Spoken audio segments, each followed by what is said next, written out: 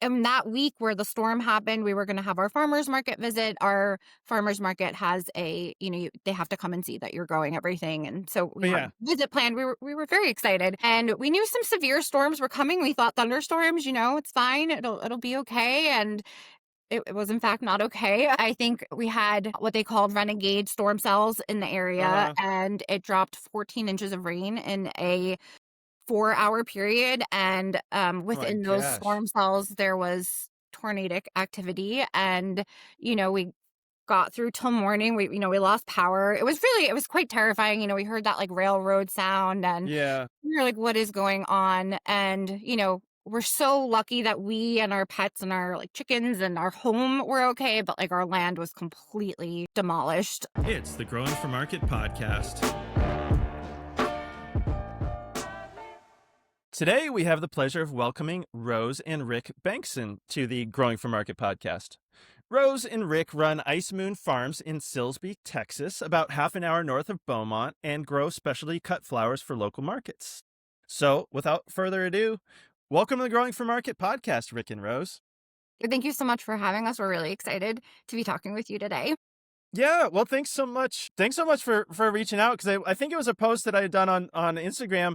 It's just saying like, who wants to come be on the podcast? I'd love to talk about what's going on. So that was so cool to like throw the message in the bottle, and it's sometimes you feel like you're throwing it out into the void. So it's really cool to like get a message back. So thanks so much for replying to that. And I look forward to hearing about your farm. So first of all, can you tell us what you grow and what your climate is like there in Silsbee? We grow specialty cut flowers for farmers markets, and the climate changes day to day. Mostly it's hot and humid, but some days it go from hot and humid to really cold and bitter, and then in the same day go back to hot and humid again. We try to grow things that fit into the season, bring flowers for the spring, work things into the summer, so far as into the fall and the winter, and we try new things. This year we tried amaryllis pots. Mm-hmm. And it sounds like you were selling those pretty late into the season, right? I mean, of course, amaryllis is a holiday flower for a lot of people. So, because I think just recently, like here we are actually last day of the year talking, and I know it sounds like you were doing those pretty late into the year. Do you have any favorite crops in particular, or like a little bit of everything that you can grow there in your climate? Yeah, I think this year we grew curcuma, and we absolutely loved it. And we are going to scale up for next year. We already put in our pre-order. I mean, I think we love most everything we grow, but we really loved those this year. That's cool. I don't know if you saw the article, but we had an article in one of the last couple magazines of the year by Rebecca Kutzer Rice, who is a flower grower in New Jersey and also host of this podcast, talking about her curcuma. Because that looks very exotic, and it's also not something that I was familiar with before. But she certainly made me want to grow it, and she talked about some other tropicals in there that she had trialed too. But it sounds like the curcuma looks really exciting, in that I don't think that's one that a lot of people are growing, and it was so striking. And I know she said it had really good vase life too. So cool on Yeah, the we saw curcuma. her article, and we we love following her and listening to her podcast, and we've got a full row, gonna go another full row of curcuma, and they sell really well at the markets. People down here love them. Yeah. Yeah. Well, I can see why. And how did you get that name? I don't think of Texas as a place with a ton of ice for Ice Moon Farms. Yeah, so we were thinking about our name, and we wanted to incorporate some elements of life that are important to us. We really love following the full moons, and we love stargazing and the meteor showers. It's all just been very much throughout our relationship together. And so we were going through the moon names, and I don't know why January stuck out to me, but it did. And it's like the wolf moon, and it's also called the ice moon in some cultures. And I was like, what about Ice Moon Farms? And it just kind of stuck, and that's where we got the name from. Cool. I like it. It's distinctive and it's got a nice ring to it. So, but yeah, I realize there's ice in Texas. Before the break, we were talking about a trip that I had to Texas that was basically all messed up because of ice. I realize even though it's hotter than where I live in Maine now, and even you're probably hotter than where I grew up in Virginia, although probably maybe you have that kind of humidity. I don't know. I tend to think of the Mid Atlantic as a very humid place, but I know you were saying because I think there's some parts of Texas that are drier but it sounds like you guys have plenty of humidity. So 99% the other day. So Yeah, I think in the West Texas is less, right? Less yeah, humid West than Texas is less humid. okay, that's the impression that I got was that you get as you go western, you get more into the like southwest west kind of climate, which is I think it is drier. Well, you can have all 4 seasons in Texas in one day, depending on what part of Texas you're in. We've had 90 degrees here, and it's snowing in Dallas. Oh my gosh, yeah. That's actually one fun thing about social media is to hear how different everybody's climates are. In fact, this past spring, I had done a post um when it was snowing, partially because I knew it was going to be one of our last snows, and so it's kind of I don't know. I think it's a fun backdrop to do posts in the snow. Somebody I know who follows GFM from Texas was like, "Ha ha, it's 80 degrees here today." Yeah. So it's amazing just like what a big country we live in and all the different environments and climates. I think that's part of the fun is hearing about everybody's like how different it is everywhere. So where do you guys sell your flowers? I know on email you said you were doing the amaryllis pots and wreaths and arrangements until pretty late this year. But what are your markets like over the course of the season? Yeah, so we sell for two different markets. One is a weekly market. The other one is every other week. So we do 3 weeks at the main market and 1 week at the other market. And we are trying very hard to scale up enough so that we are very consistently at every single market. Last year, when we had some downtime while we were repairing from the storm and the damage from the tornado, we really threw ourselves into a lot of education courses, reading, seeing what other growers were doing, and like how much can we extend a season and what can we grow, as the days are getting shorter. And we saw a few farmers doing the amaryllis pots.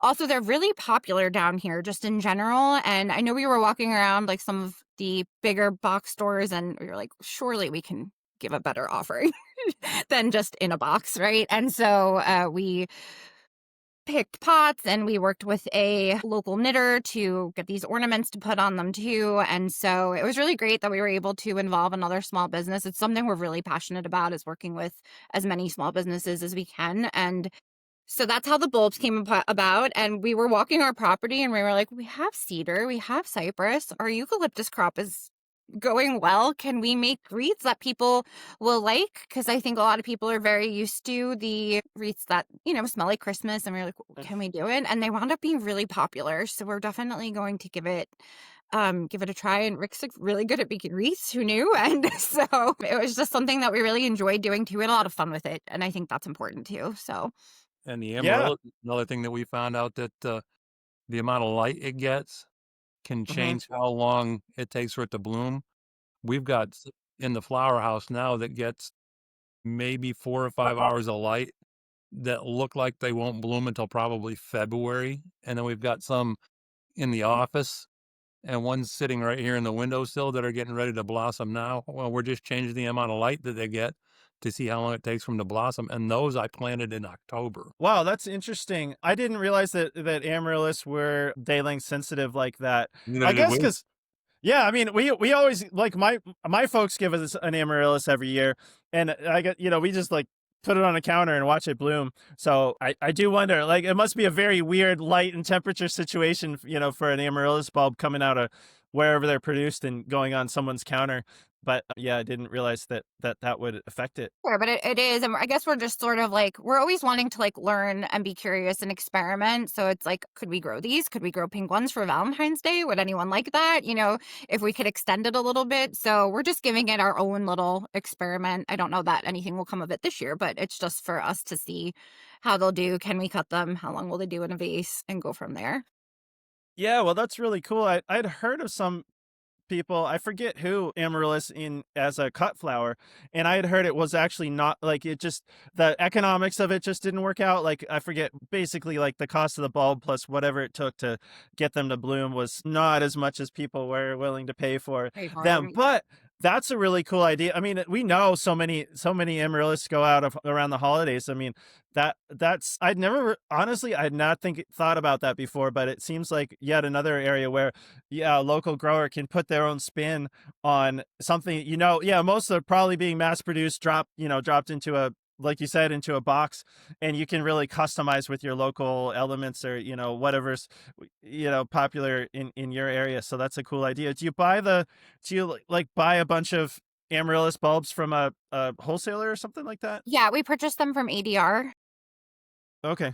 Yeah, who's a wholesaler, and they were great to work with, and we just tried, like, a small amount. We bought a crate size just to see, and I think we'll definitely do it again. We'll definitely offer different colors, and we'll see. And I think with the wreaths too, we really stayed with one price point throughout the season just to make it consistent and easy, and we charged a bit more for the wreaths, and it really showed us our customers were willing to have a different price point. So I think that will be something we'll take into this next year and maybe offer, we do mixed bouquets, and so maybe we'll offer a larger size and see how that goes. So it kind of I didn't mean for it to teach us like a whole lesson there, but it certainly did. And I was because I think I was, maybe you weren't, but I was a bit nervous, like, oh, it's a different price point. How will that go? But we sold all but one wreath that we made, and we made a ton. So I feel like that showed us like, "Oh, okay, our market is And that's the one willing to spend a bit more." that was the one she didn't wanna sell. It's hanging up on our fence right now. She's like, "I don't wanna That sell is that true. one. That one's gotta come home with That is us." fair. It did. It's hanging out on the fence right now. Perfect. Well, yeah, that sounds like a good amount, right? Because they always say if you sell out, then you didn't make enough, right? Right. Oh, And we sold out twice and had to go get more wreath forms, Yeah. so We weren't sure. We weren't sure how they were gonna be received, so we just wanted to try, and it went well. So for the next market, we were like, "Okay, we'll make a whole lot more." yeah, well, cool. And so, are you saying that you weren't sure if people would buy at that price point because you're selling them for more than the big box store, or like the amaryllis in a box? Like, were you priced higher than the sort of like mass produced options? Yeah, they definitely were her. I wasn't so much concerned with the pots, more the wreaths, just because we saw how much they were selling for. And, they don't have the traditional like balsam fir smell because we don't grow those here. So, but people really loved them and they were excited about them. And cedar does, I think it smells yeah, great. So, cedar smells great. we were happy to see that. So, Yeah, I like the smell of cedar a lot. I mean, to my mind, it's like buy local, right? That's like probably like the Texas version of that. I mean, it's a big deal up here where I live in Maine. I mean, you probably won't be surprised to know, but people do what they call tipping, is that they'll go out in the woods and cut off.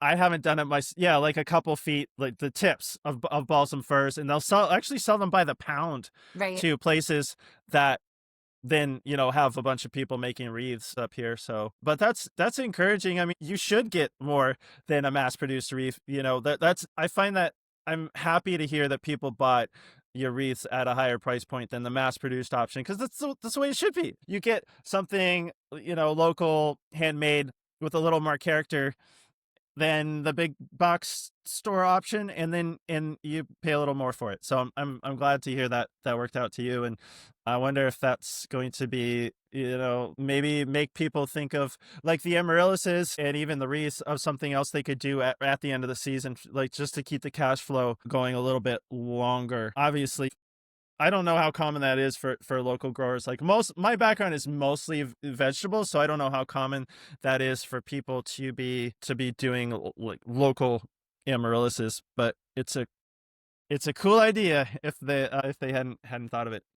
Well, our market made a real big deal out of Small Business Saturday, Mm-hmm. and, she has gotten our booth for Christmas time look like you're walking into Santa's village. It's all snowflakes and garland and lights, and she had a Christmas tree with some handmade ornaments on it, and it was a showstopper for people. People would literally stop and just look at how beautiful the booth was, and then Okay, I they lured everybody it in. it was a perfect way to lure people in there, like, "Oh my god, that's beautiful, that looks fantastic. Oh, how much are those?" And it's like, she had them all gift wrapped, the amaryllis pots, she got bags for them, so it was like, "Here, it's easy, you just give it as a gift. And we had more people buying them for teachers' gifts and gifts for their grandmother because it was amaryllis in a pot with gift wrap and a Christmas ornament. People were like, one lady came back and she bought two, and then She she came came back 3 and times. she came back and bought.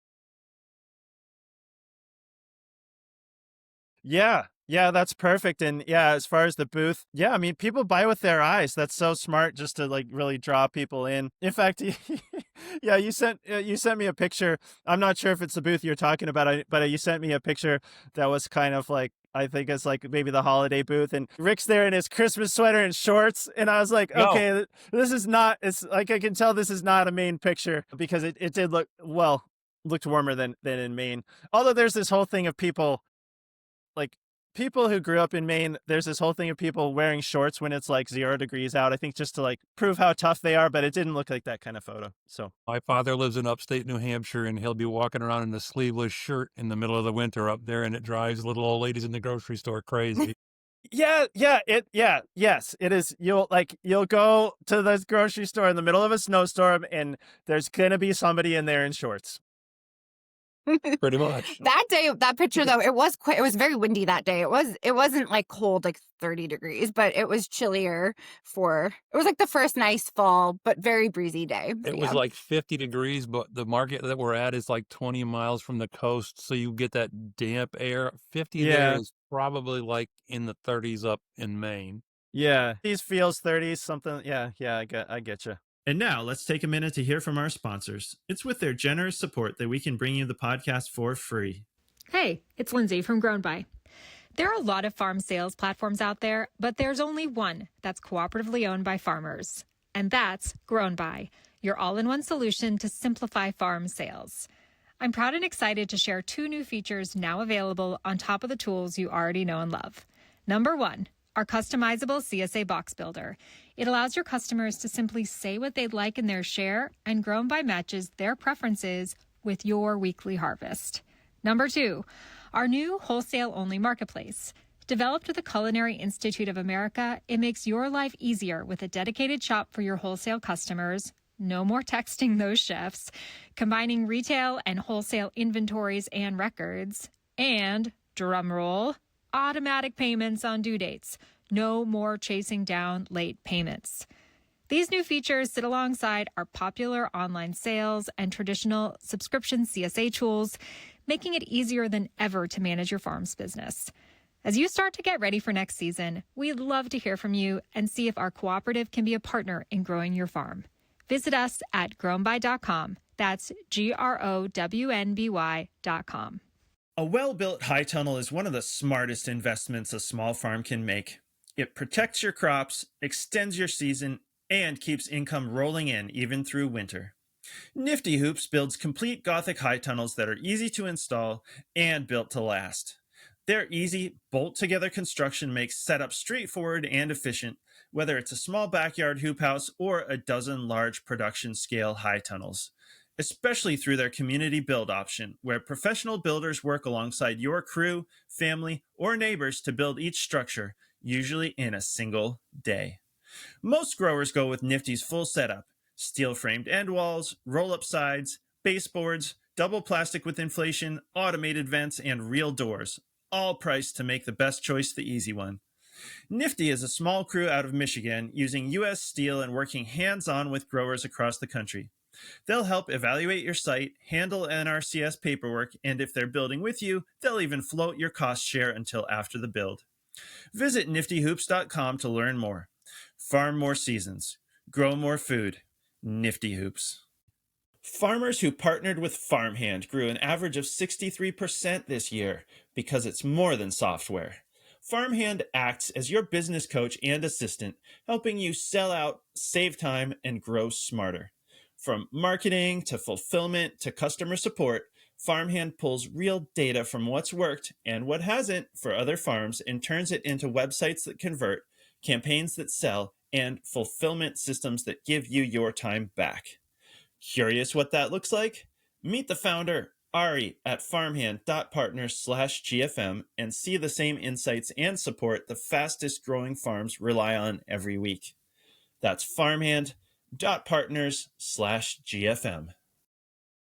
Well, I wanted to ask a bit about the beginning of your farm because I was trying to do my homework and I saw on social media that I know you said you were both working on the front lines during the pandemic and that you were dreaming of starting a farm. So, can you tell us a bit about that time and how it led to this? Yeah, sure. And thank you for looking and seeing that. I try to like lightly sprinkle it in the social media and not make it the whole thing. But yeah, so we were both on the front lines. We were also long distance in our relationship. We weren't in Texas, we were up north.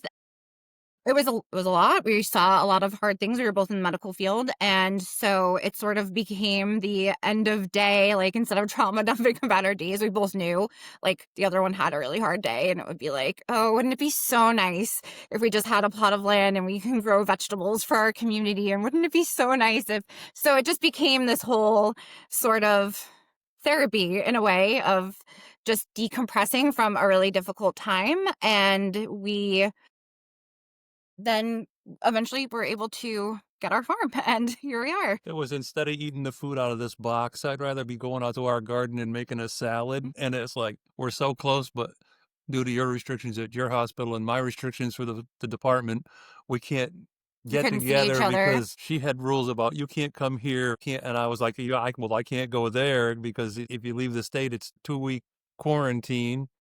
All we had Yeah. was FaceTime and texting back and forth about, it would be really nice to be on a farm someplace and not dealing with any of this. And Yeah. then we started looking.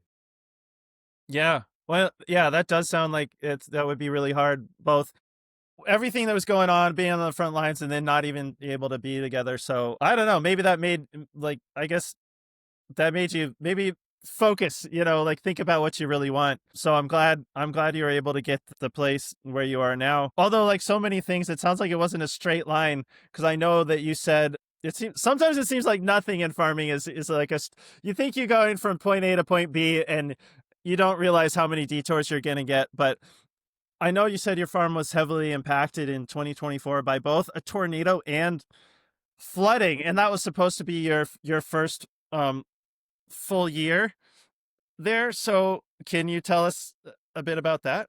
Yeah, so we were really focused on produce and maybe flowers. That was sort of our thinking. And we wanted to start the season with like a plant sale, like tomato starts and pepper starts. And we had these like very poorly made, like hoop houses that we, got very quickly. And, we just wanted something we really just had our house. I don't even think we had our shed up. We really had no place to put anything. So we were like, we have to build something. So we got these like little hoop houses and we built these tables that are still standing strong. And we love them so much. And we still use them. And that week where the storm happened, we were going to have our farmers market visit. Our farmers market has they have to come and see that you're growing everything. And so Oh we had a yeah. visit planned. We were very excited and we knew some severe storms were coming. We thought thunderstorms, it's fine. It'll be okay. And it was in fact not okay. I think we had what they called renegade storm cells in the area Uh-huh. and it dropped 14 inches of rain in a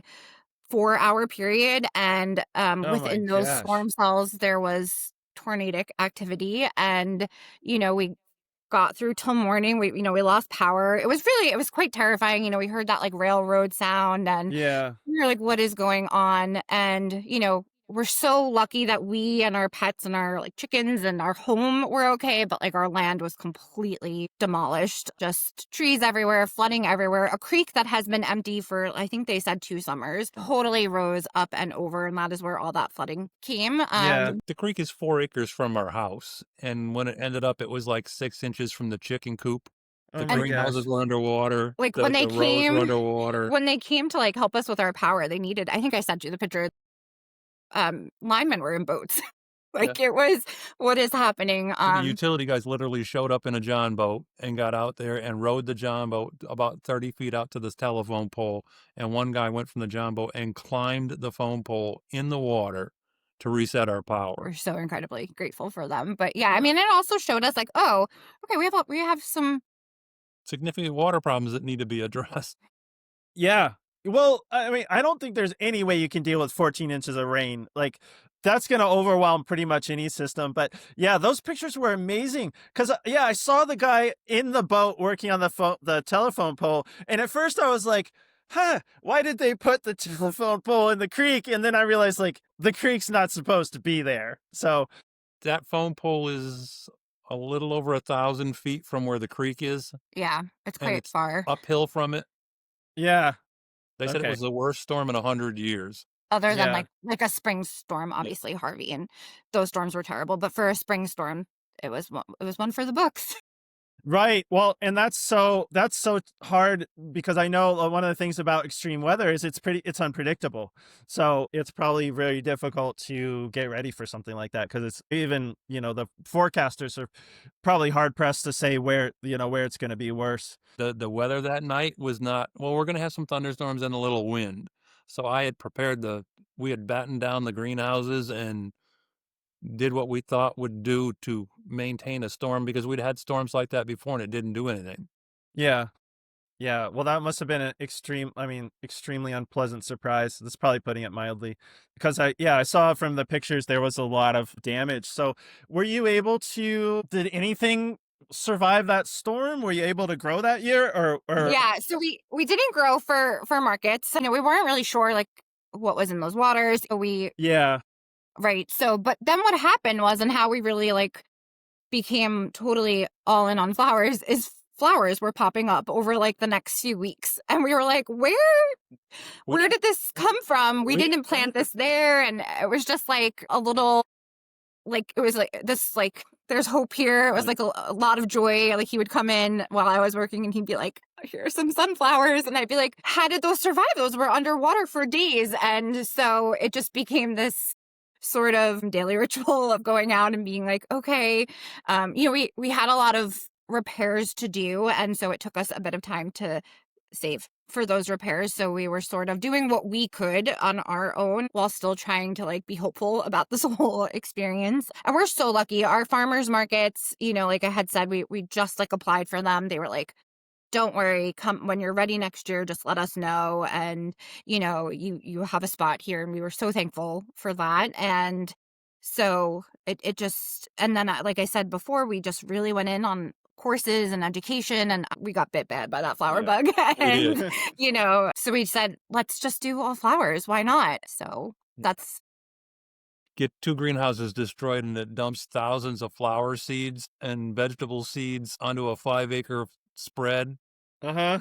You got things popping up. We have things even this year that we didn't grow. pumpkins, Pumpkins, melon. marigolds, melons. We had a cucumber crop that it was like, she's like, "Did you plant something here?" I was like, "No, I didn't." And it's like things are popping up. So it was probably, it was a hard lesson, but that's what got us to go all in on flowers. And this season we did really well at the farmers market and we got a lot of expansion planned and we're hoping next year's going to be even better at the farmers market.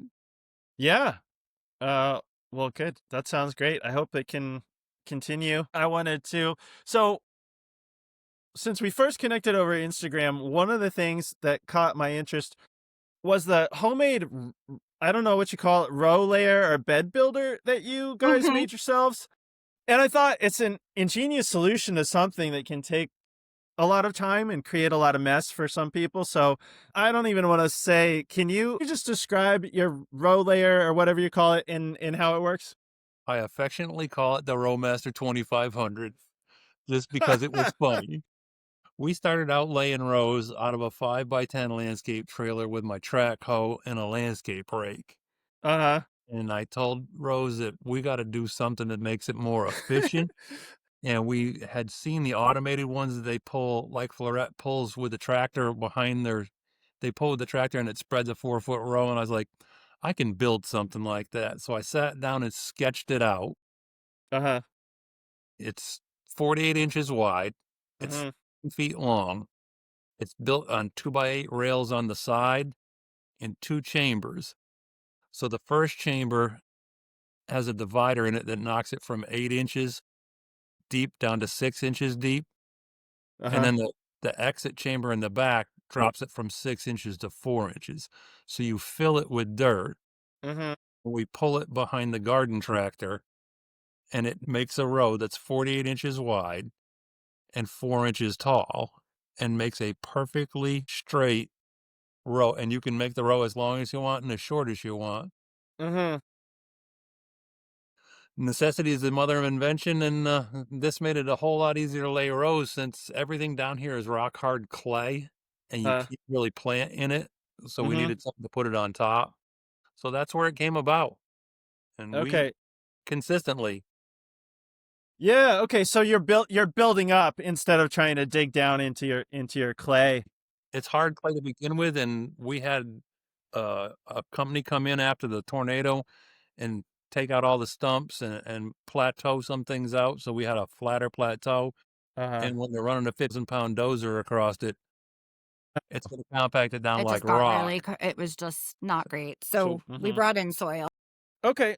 Because I've seen so many different ways that people build beds, but so many of them involve, multiple trips and like can be there can be a lot of effort going into shaping. So that's what I liked about your solution was that it looked like you can just dump material into the Bedmaster 2500 There you go. and just drag it. So like if like I don't know if I'm trying to just think about how to describe it for people who haven't seen it, but I mean it's basically just two sets of rails like you said with bars going over the top so that you dump the material at the front of it and then pull just the action of pulling it over the material essentially like flattens it out to the appropriate It's a depth. rectangular box. It's 4 feet wide by 8 feet long, and the sides are 8 inches tall and all the way around, and it's got baffles that knock it down. We have a gorilla cart that we fill with dirt, and you can fill the whole thing with dirt. Yeah.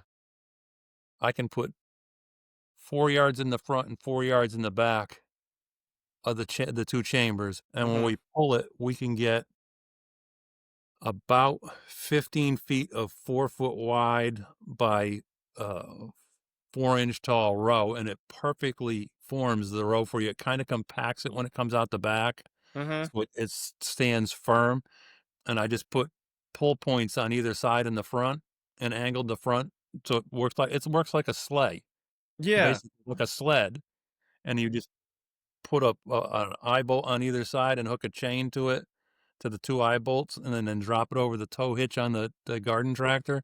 Hmm. Initially, I was pulling it with my track hoe. Well, Hmm. basically, initially, we were pulling it By by hand. hand, and then it's like, there's gotta be an easier way, so we started pulling it with my little track hoe, and then one night, it's like, "You know, Home Depot's got, garden tractors on sale." 8 o'clock at night, we're loading the truck up and driving an hour to Home Depot to tell the guy, "Hey, can we get this one?" And it's, like, almost 9 o'clock at night, and he had to go pull it off a rack in the back, and now we pull it with that, and it works well. It works really well. We still Okay. have a farm tractor, but, we're making the best we can with, like, a yard and garden tractor that you mow your grass with. Yeah. Well, hey, if it pulls the thing, right? I mean, it seems like there's a few points in this whole process where you're like, there's got to be a better way, and you kept finding one. Well, still with this one, there's things I'm gonna do to improve it and modify a couple of things on it, but it's a work in progress. I'd Hmm. like to have something so I don't have to keep getting off and raking the dirt down, so I might put an angled baffle in the back to push the dirt back into the back chamber. Hmm. We're trying to make with what with what we have and try to be mindful about what we're just not in a position to go get a tractor right now. So and then, it's not just the tractor. That would be a whole other attachment. So we just trying to make it work with what we can do. And Rick's really good at thinking these things up and making them come to life. It's kind of our process here for now. Yeah. Well, I like to think that the most innovative people in farming are farmers because you gotta just like that's kind of like what it is problem solving, and you don't a lot of times you may not have a lot of money to go throw at a particular problem. So like farm made solutions are some of the best solutions. That's how we do it. She'll say, "I want this, this, and this," and I'll say, "Okay," and she's like, "Why are you so quiet?" It's because 'cause I'm planning out the material list in my head and how I'm gonna do this, and we make it Figuring out happen. Yeah. Figuring out how to make it. Okay. Do you use it just for establishing beds in the first place, or do you reshape them? Do you use it again after the bed establishment? We haven't had to do that because we take a mantis tiller after we're done with the bed to turn it, and we till it up with the mantis, and Hmm. then I use the landscape rake. When we lay the rows, after we get the rows laid, we put compost or put wood chips like mulch in between the rows, like the walkways, and it pretty Yeah. much holds the soil where it's supposed to be. And the mulch decomposes and adds its own amendments. Hmm. So when we do it, I just rake the mulch back, pull the landscape fabric out, and I take the mantis and till it out and rake it back down. And it only takes, what, 20, 25 minutes to do a row. So Oh, we haven't had to reshape quite yet. oh, cool. Actually, that was going to be one of my questions. Was what was if you put something in between the rows, because that's what I was thinking. Is that I know a lot of people do so, put something there so weeds don't grow up between the rows who are building beds, kind of like you guys do. What are you putting in the Rowmaster 2500 to build those beds? Like, I know some people use compost, or people who have access to good topsoil, or I'm just wondering, what do you make your beds out of? Yeah, so we have an agricultural center here and they sell different types of mulch and soil and things like that. So we were able to get a nursery flower mix from them Uh-huh. and then we sent that out for testing and it was in pretty good shape. And we've been adding this year. We're adding. We tried it in a few beds last year. It did really well. So we got worm compost from a worm farm in Austin, and that so far so good. And yeah, we're trialing that. We do compost tea. We've been doing compost tea for the soil. We're really trying to take care of the soil that we have. Hmm. So that's what we've been using thus far. Did I miss anything? This year, I'm going to be collecting some leaves and some clippings and see if I can put a little thing together to let that rot. And in the spring, I want to turn it into one of the beds and see how it works. Yeah. Well, I'll be curious to hear about that. And it's very smart that you got the mix tested, because I've definitely talked to some people who have bought, like compost and different bulk materials that were, so, sometimes it could be salty or just didn't, isn't like the analysis that you hoped it would be. And it's a bad way to find out. If you notice by your plants telling you that it's not right, then it's better to know what's going in there and be able to fix it before you put your crops in there. Well, so another thing that I mentioned that I was interested in hearing about was using light deprivation to get chrysanthemums to bloom earlier. So can you tell us why you wanted to try this idea? Like, I had heard that chrysanthemums were light sensitive, but I haven't. That's one thing I was curious about, is I haven't heard of a lot of people actually like manipulating them to get them, like using that to get them to bloom at different times. Because, correct me if I'm wrong, but they bloom under short days, which is why they're traditionally thought of as like a late fall kind of crop. Okay, so we're talking, just confirmed for me, we're talking heirloom mums here and Yes. not the pot mums. Oh, Correct. and how?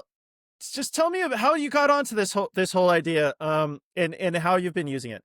Southeast Texas time for sun coming up and sun going down, and Maine time for sun going up and going down are two totally different things. Down here, our problem is it gets light out at about 6 o'clock in the morning and doesn't get dark until almost 10. So Rose Yeah. found an innovative way to handle it.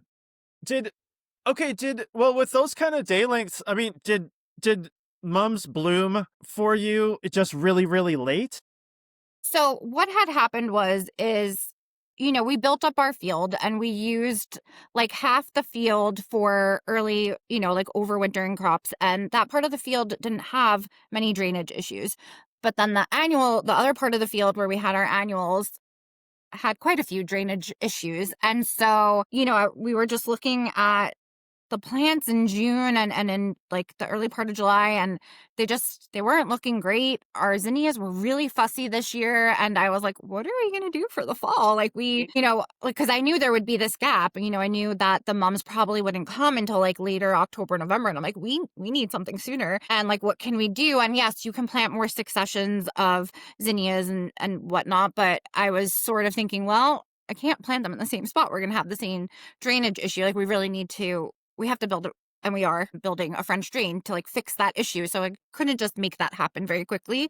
And Right. so I was sort of thinking, growers add light to plants, right? Like northern growers add light to get things going longer. I'm like, could we take away light? Could that be a thing we try? And so I did some reading some research, and it turns out the growers who do the pot mums oftentimes are doing light deprivation. That's why we have them so early in the season, like at nurseries. Oh, So right, to make sure they're ready when they need to go on sale. Yeah, okay, right. that makes so much sense. So I was like, why don't we just try it? Like, what?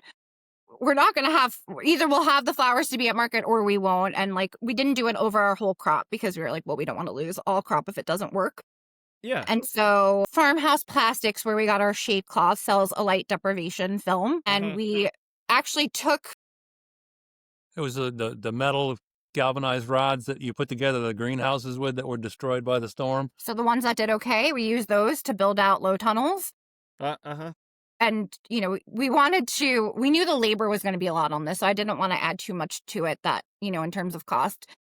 And so we were at 14-hour days and we needed to make it 10-hour days. So we took like, you know, we put the light deprivation film on like towards the later part of the afternoon where it is generally cooler, and like left them on a little bit earlier in the morning, essentially to get 10 hours that they had to light and give them like 14 hours of darkness. And so we got them to bud earlier. And once they hit bud, we took everything, you know, we stopped doing this on and off every day. And then we were able to have mums in September.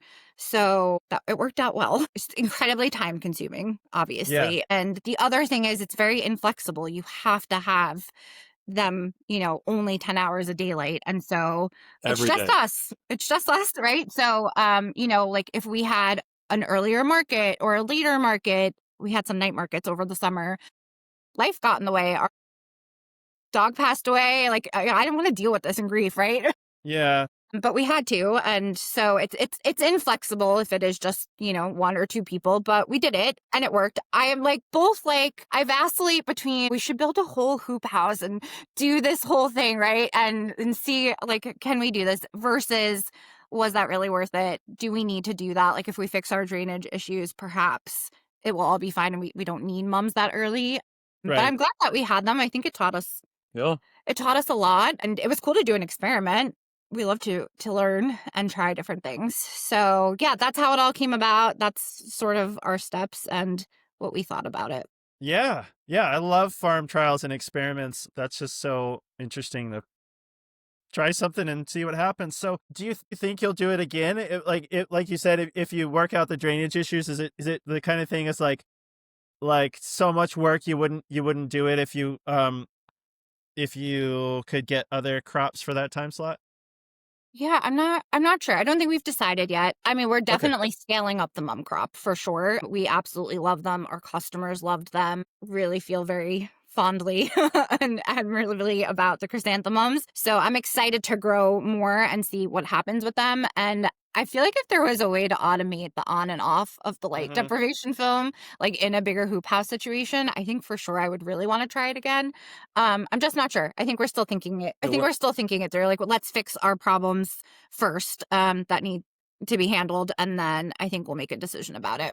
Yeah. Okay. Well, actually, so you just talking about how incredibly labor intensive it is. I feel like I've been seeing a lot more greenhouse structures with light deprivation built into it. Like you probably know cannabis is day length sensitive. And so I've seen, I mean, it's really just since cannabis has been legalized in a lot of places, like it's legal here in Maine. I'm thinking it's not there in Texas, but I see, because I look at a lot of greenhouse advertisements and stuff like that. And so I feel like about maybe, I don't want to say a decade ago, or like when states started legalizing cannabis, I started to see a lot of light deprivation greenhouses. And so I'm mentioning that in case anybody's listening to this, or, you know, I don't know, if you decided you wanted to go into it more, if you wanted to do more light depth of mums, I think so. I've never done it, but I think they have some semi-automated systems, you know, like where a curtain comes over and like shuts out the light after a certain period of time. Yeah. So I want to, if people want to run with us idea, I'm sure there's a greenhouse company that do automated or automated light deprivation systems that you might be able to get something, because that does sound like labor intensive, because it's like pulling like shade cloth or anything on, right? Is you had like low hoops, and so you had to go out there and and pull. every day, twice a day. And yeah, it has to be fully covered, so no light can get through. So, it's moving sandbags, it's putting them on, putting them off. So yeah, it was a lot. But still, I think I'm glad that we tried it. And we hear so often, with Rebecca and Jenny talking about, like, if you're going to be at markets, you need to be at the markets. You need to be there as consistently as possible. And I didn't really want us to, like, not have a fall. I wanted us to be there to be as consistent as we possibly can while we're in our first year of, like, selling. And so I Yeah. think we were really driven by, like, what can we do to fix this problem right now? And so we gave it a try. Yeah. Well, and now it works. I mean, if nothing, like I guess now it's a lot of work, but also it's something you can use if you ever need to. Now that it works, so that's Yeah. pretty cool. And I will say, we did have a milder summer comparatively. I wouldn't say it was, like, not a hot summer. It was definitely hot, but we only hit one day the whole summer, and it was after, the mums hit bud that were in the hundreds. I don't, like, previous summers, we were in the hundreds in July. I don't think that this would work in that Yeah. case without ventilation. I think there would be a lot of other considerations, but we were luckier this summer that it was still hot, but not triple digit hot as often as it previously had been. Yeah, okay, because I wanted to ask. I mean, I'm guessing, I'm just thinking, like, anything that I can think of that does light deprivation are also not great for airflow. So I was curious. Like, sounds like they were okay, but I was curious if any of them cooked Yeah, while we under steamed that. out. Yeah, we definitely Yeah. steamed out a few, Uh-huh. but I think not so many that it wasn't worth the risk of trying. Okay. And yeah, I was gonna ask. So it sounds like you must have been very consistent about it, because I don't know how sensitive chrysanthemums are, but I know some of the crops where you can do light deprivation. It's like one, yeah, like I think you were kind of alluding to this. Is like one, like, miss a day, and they kind of like it like messes up the timing. So did you ever miss a day, or were you just were you No, you were on top of it? Okay. We were on 'Cause- top of it. Yeah, because Begrudgingly, some days, to be honest, I'm not gonna be like, "Oh, it was so much fun." No, it was some days was really hard. Like I said, we had a lot going on with family sort of things, work things. I mentioned our dog passed, and it was really hard those days, but we knew we had a bigger goal and we had to do it. And we checked in with each other a bunch of times, like, are you still wanting to do this? Is this okay? Like, do we just want to, like, abandon the experiment? But we didn't, and so we kept to it. if you look at the Mhm. calendar and there's a mark on there that it's been covered or it needs to be covered, it's like she's doing one thing in one part of the farm, I'm doing one thing on the other. It's like, okay, it's getting to be that time. I got to go check the calendar. And either she'd be out there doing it or I'd be headed out there doing it. Yeah, okay.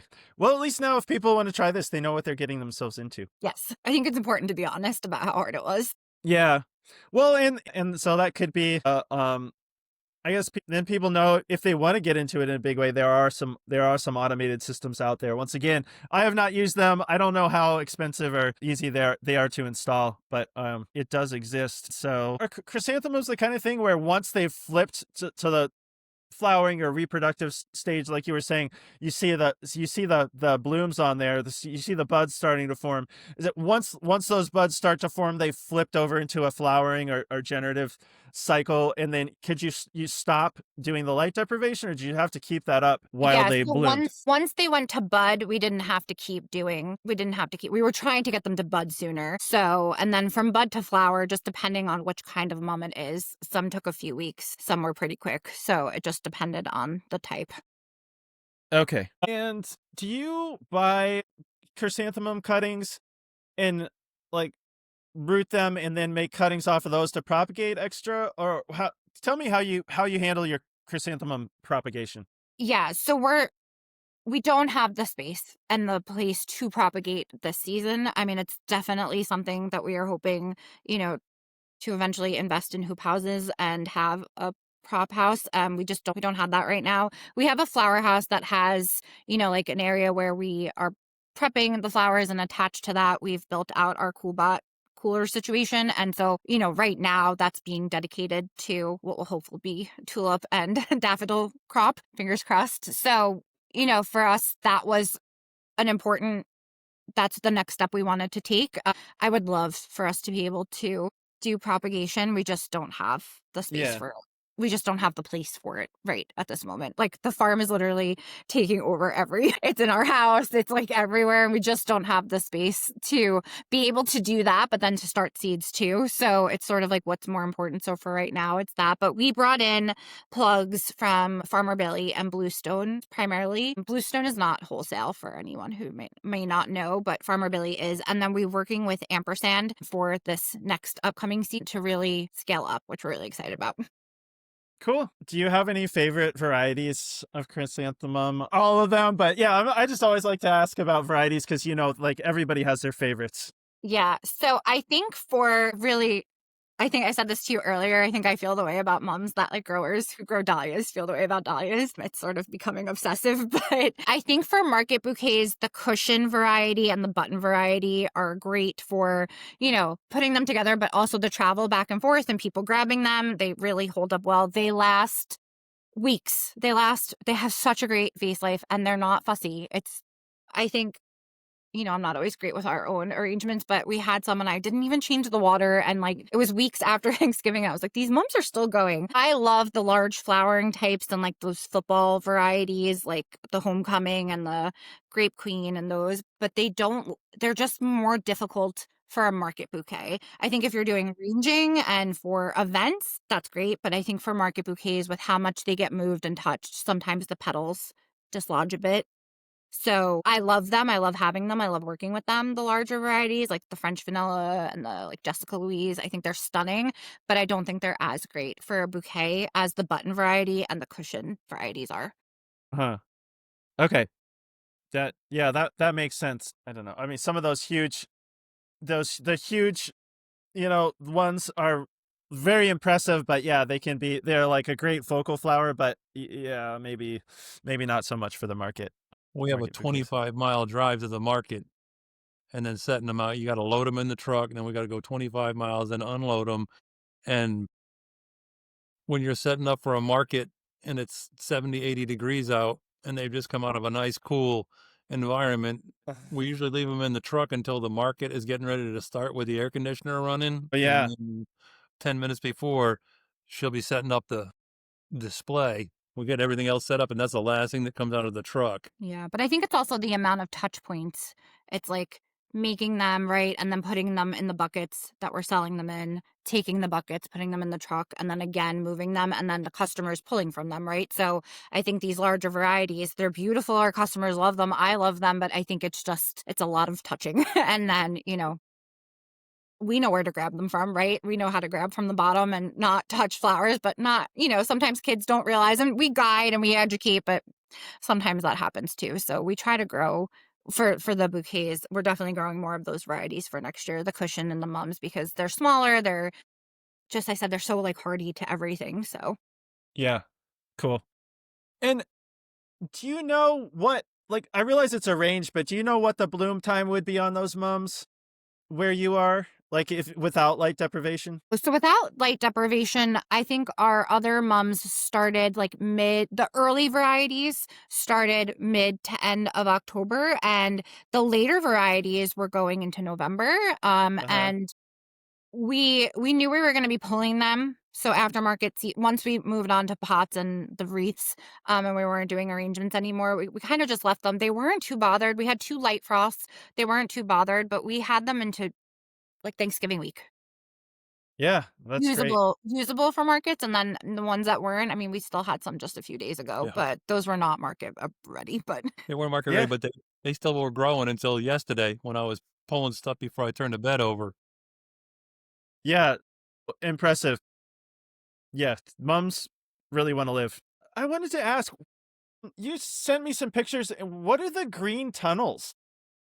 Do you know what I mean? There are these like, it looked like you had low tunnels or like hoop houses and that had some kind of like a green covering over them. Those were greenhouses before the tornado. well, like hoop houses. Yeah, they were a 10 by 20 smaller greenhouse. I could stand up in there, so they were probably 7 feet tall. They were 10 feet wide and 20 feet long. We had 2 of them set up initially before the tornado hit. What you saw was the remnants of them after a tornado and renegade storms destroyed them. Oh my They gosh. were like cheaper I think we got them off of Home Depot or something like that. They were, we just, like I had said before, we didn't have a space to put starters or anything like that. So we built those out and then built the tables. And so, yeah, so we've used parts of them that did not get damaged, like build out low tunnels now. But yeah, those would not be a recommended. Great for a gardener, I think, for sure. Like somebody who's, Okay. wanting a little space. Definitely not for like a production farm for sure.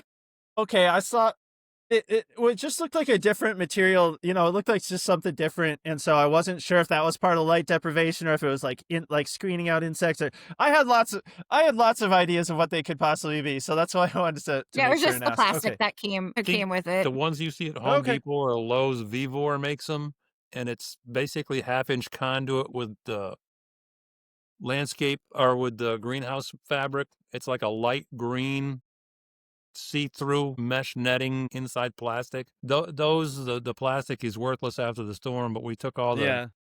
conduit and stuff like that.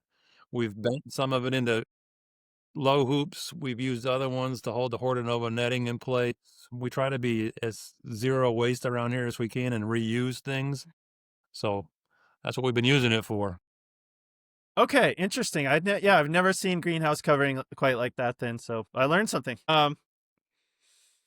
And what are the pest and disease challenges that make flower growing, let's say, more interesting there? I'm just curious what I know everybody has some. What are yours? Yeah, so I think primarily, at least this season, it was the grasshoppers, cucumber beetles, the leaf hopper bugs. Those were, and army worms were like the biggest struggles we dealt with. But what we did do is we had called our Beco Organics like ahead of Hmm. the season. They were so incredibly helpful. I was just not expecting like how helpful they were, but I had said, hey, like this is where we grow. This is what we're growing. They like knew everything about our area, and I was like, I just kind of want to know. I wanted to have a plan ahead of time, so this way, Hmm. if and when, really when, things started to come to, we were prepared. And so we introduced beneficial nematodes like 3 times throughout the season, the beginning, mid, and not like quite end, but like between the mid and the end. Hmm. So we did that. We did green lacewings often. We started every other week and then we moved to weekly. And then in terms of disease, we, powdery mildew for sure. And so what we're doing to mitigate that is just making our planting spaces different. So instead of doing zinnias at 9 inches, we're going to do them Hmm. at 12. We did that with our like last succession and it worked really well. So I think just giving everything a bit more airflow. So obviously that takes up a bit more real estate. You're not getting as much, but I think probably better to do it that way than to deal with stressed out plants that then invite things that are not happy. So yeah, Yeah. that's primarily how we handled that. And I think that is what we will do this next season too. Yeah, yeah. Makes sense. Airflow. What are the nematodes? Which pest are the nematodes for?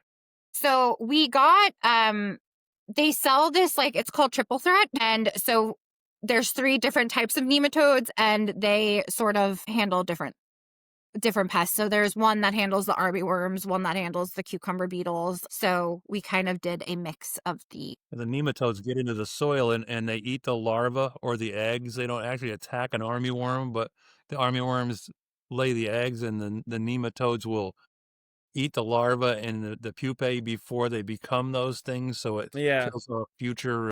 She's really on top of all that stuff, and the people at Arbico, they were so she's like, "Oh yeah, you live in here you go, and this is what we have for this, and this is what we have for that, and if you have any questions," and they follow up all the time. yeah, they're really we've had a great experience with them. Oh, that's great. Okay, and that's cool because I didn't know there was really anything you could do about army worms. I mean, they're such a pain when they're active. So that's cool. I didn't know that there was a nematode that would eat them. Yeah, I mean, it certainly wasn't like a fix all issue, but I think it definitely could have been Right. worse. And then we're checking often, especially towards when it was getting hotter and more humid and the weather was getting, more all over the place. We really try to stay on top of Out, checking. out there with your black light, checking And everywhere. we check at night too. We do like 2 checks during the day and 1 check at night. So we and if we see an issue, we either pull the plant, get rid of it, and not even like let everything spread. We really try to Yeah. stay on top of that. Okay. Is that because the army worms glow in the black light? Yeah. Well, and other caterpillars and worms glow. I don't know that the army worms The glow. army Do they worms glow? don't I don't. glow, but But the movement is more prominent in it's easier to the see black them at light. night sometimes with the lights, with the headlights and the Yeah, yeah. Okay, well, because I knew tomato hornworms like glow. kind of glow. Yeah, like they're to my mind, that's one of the best ways to see them is to go into a greenhouse at night with a black light. So because they blend in with the tomatoes so well, they're pretty hard to see in the normal light. So that's I just hadn't heard of that for army worms, but I'll have to give that a try. Yeah, and we also did, and this was like a trial, but we did a round of nematodes like right not right before it turned cold, but like a few weeks before first frost.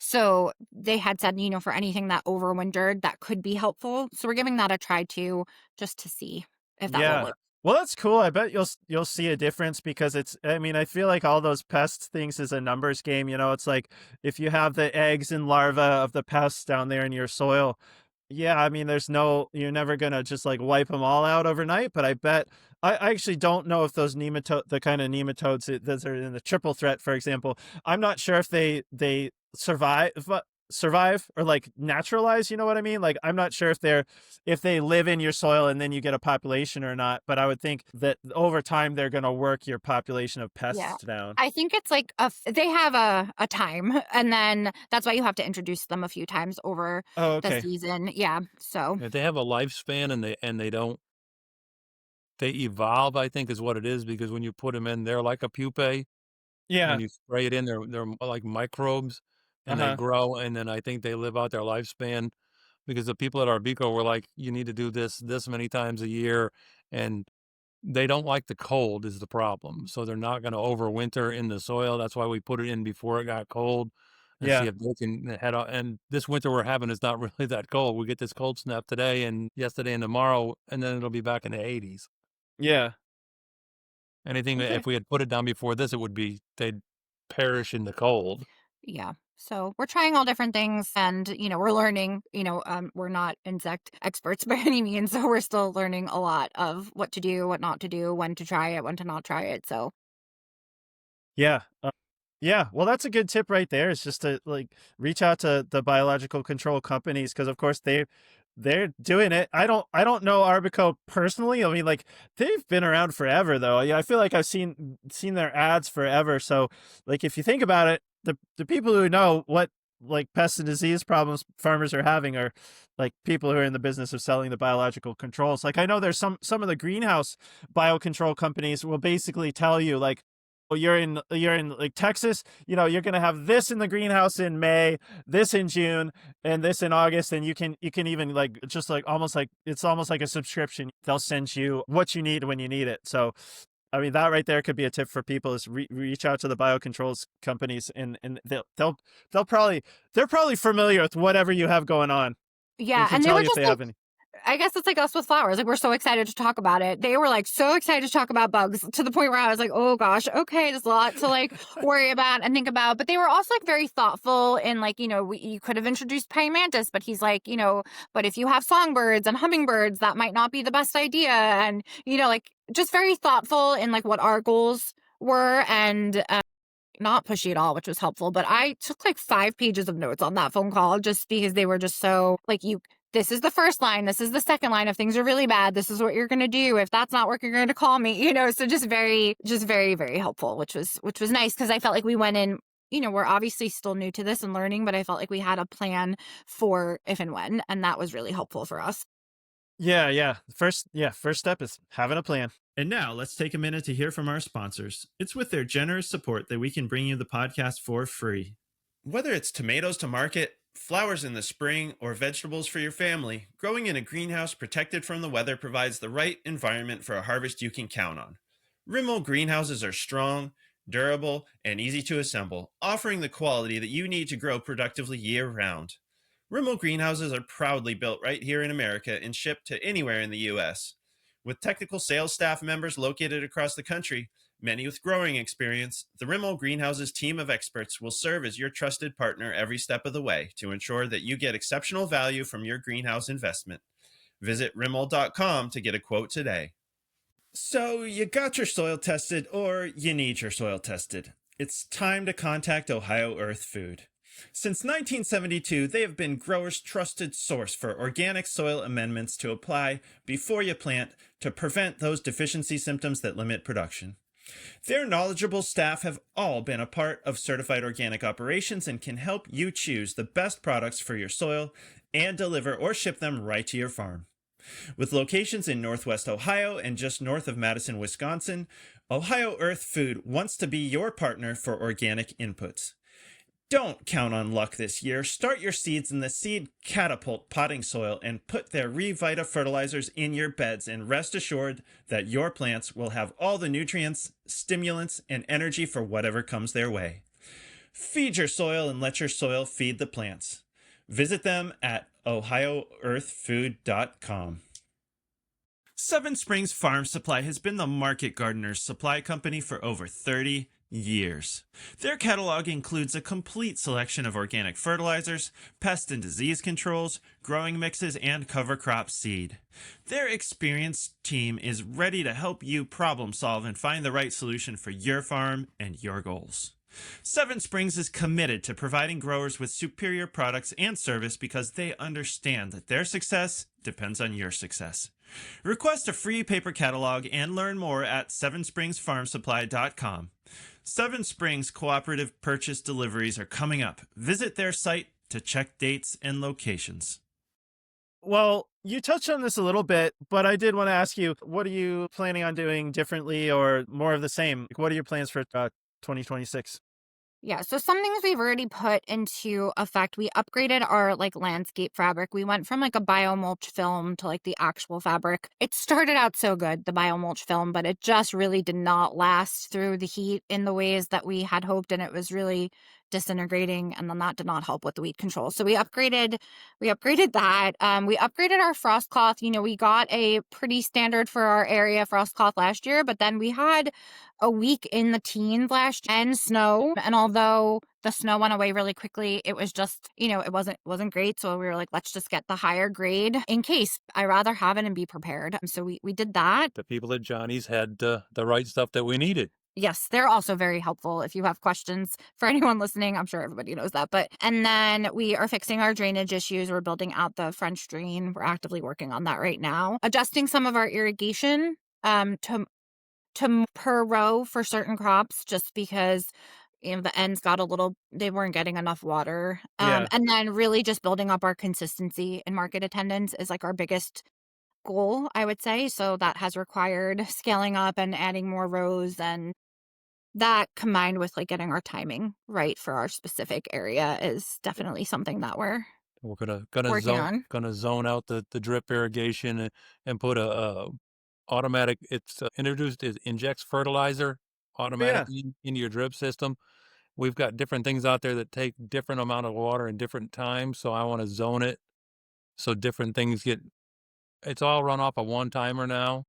So we want to separate it out. We have 3 different sections out there, and I can zone it so we can drip some things 3 times a day if it needs it, and drip some things twice a day. And in Texas summer, it's 113 degrees out there. It doesn't matter how much you drip it, it might need it a little extra. So we're going to upgrade that. Yeah, and automate it a bit more too. Yeah. Okay, so you're going to be setting up the Zone Master 2500 here shortly? There you go. It's going to be the Zone Master 2500 with a mister system for the chickens. Nice.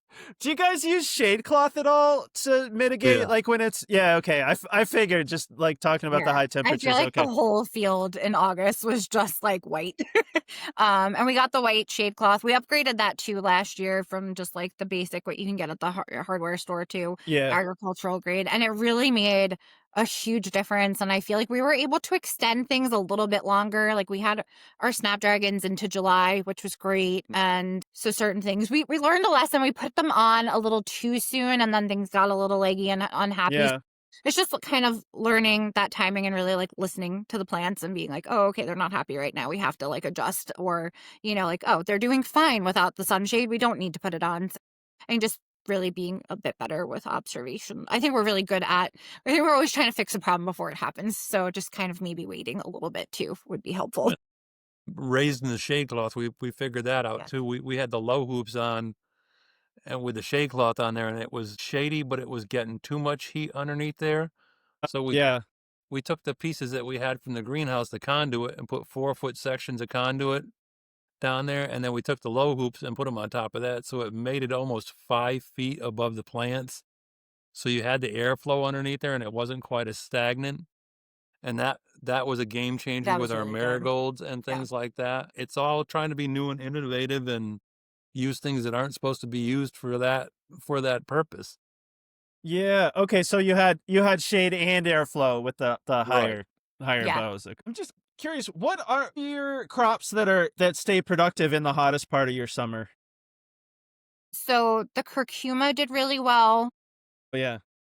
We did really well with roses Yeah. this year, so much so that we are in fact going to be scaling that up in a whole way this year, which we're really excited about. Yes. Well, Until they got I think the zinnias probably would have done better had they not had those water issues. Celosia Mhm. did great. Sunflowers did well. Status did good for, I mean, not through the whole summer, but we had that for a bit of time, so that did well too. Our gomphrena did well. The marigolds did great. The dianthus did really well too. We grew some of that too. So yeah. Okay. Yeah. We're Cool. trialing delphinium, We're but trying.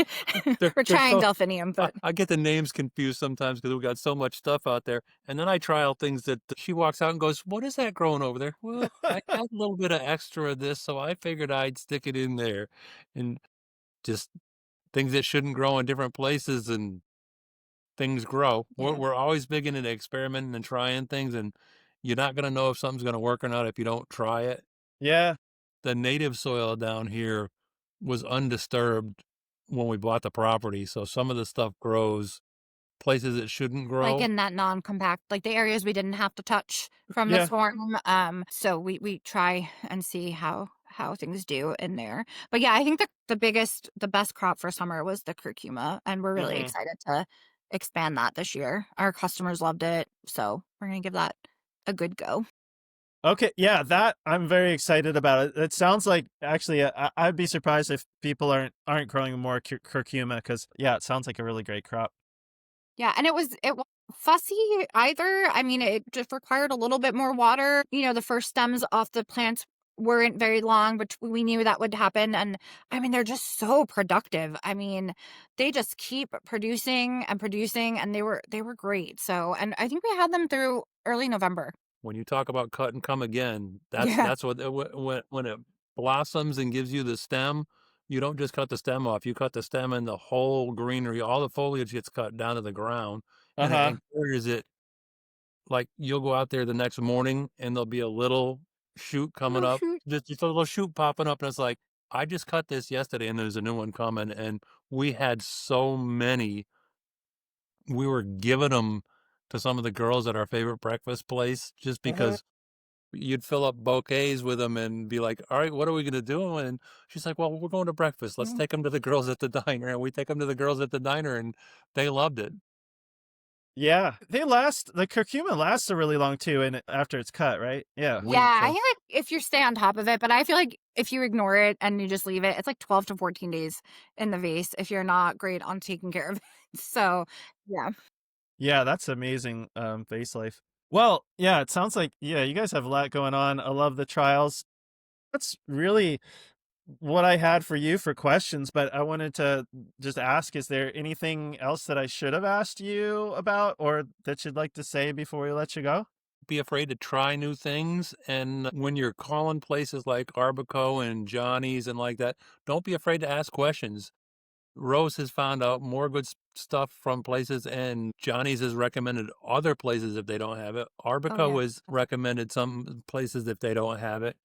Look at your big box stores and see what they have, and then try to find it someplace else. Yeah, like in terms of what your customers might be interested in, like with the amaryllis bulbs, we were like, this is what they're selling for this price point. Like we can do better, like Yeah. so just stay curious, I think is our like number one sort of piece of advice that we have because I think it opens a lot of other doors And listen Yeah. to the podcast. and listen to a lot of Yeah.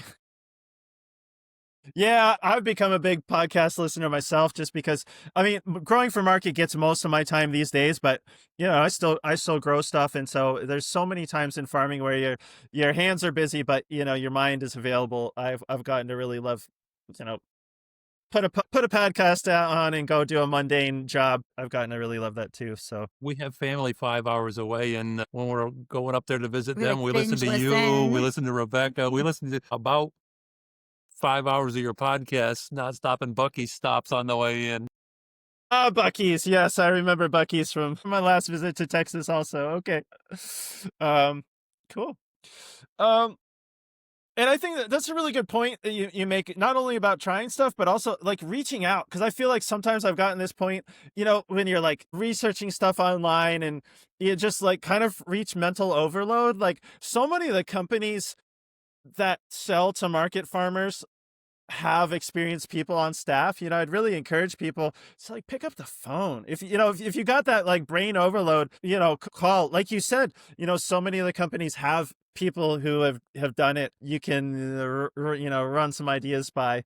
So I think that right there is a really good piece of advice. So We have our rep from Johnny is like she's specific to our area and she used to farm here and like she checks in like, hey, how did that go? And if entering on it's like, oh, that didn't work, and she gives ideas. And same thing with Farmer Bailey. If we ever have a question, and they're so fast to respond. So yeah, I think sometimes you could be so afraid to like not ask questions because it looks like you don't know, but you don't know what you don't know. And if you find out and ask, that could be, the road that opens to like making, making better decisions for your farm. Yeah, yeah, and follow other farms on the social media. Don't be afraid to look at the things they do and try some of the things they do. We follow Rebecca at Moonshot, and we've gotten some good market ideas and some good market advice from some From of the her, things that yeah. she has on there. That's how we found out about curcuma. Yeah. She posted, I was like, what is this? And she's like, it's curcuma. And she's like, I think it would do so well in your area. And I was like, oh my gosh, thank you so much. Like that gave us a whole other crop, Yeah. And so, yeah. yeah. Actually, that reminds me. Is your curcuma in a greenhouse or is it outside? Okay. So We haven't been able to afford to get another greenhouse yet after the devastation that we We're, went through last year. we're working on it. We're working on it. Little farms, big steps. yeah. Okay. Well, at least I'm not sure because I think do you remember Rebecca grows hers in a greenhouse? Is that yeah? Okay, that's what I thought. Well, at least you have a climate where you can grow curcuma outside, and Yes. hopefully that Yes. will help you buy a new greenhouse. And Yes, this that one is the doesn't plan get squashed. Yeah. that is the plan for this year. That is So the plan for this year, to get us a greenhouse on the property. All right. Well, all the luck with that. you.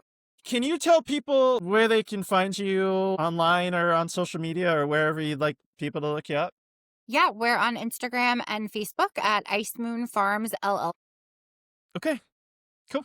People can track you down then. And all right. Well, I really appreciate you taking the time to tell us about your farm. I enjoyed hearing about it. And yeah, it sounds like you guys have had, a lot going on, but I enjoyed hearing your story and how like you had the damage and everything, how you persevered. I'm sure that was a really tough time, but I'm so glad to see that it looks like you came through it and are persevering. So I just appreciate you taking the time out to chat with us. And I think there's some, really practical ideas and what we just talked about that the audience is going to enjoy. So thanks for the conversation and happy growing.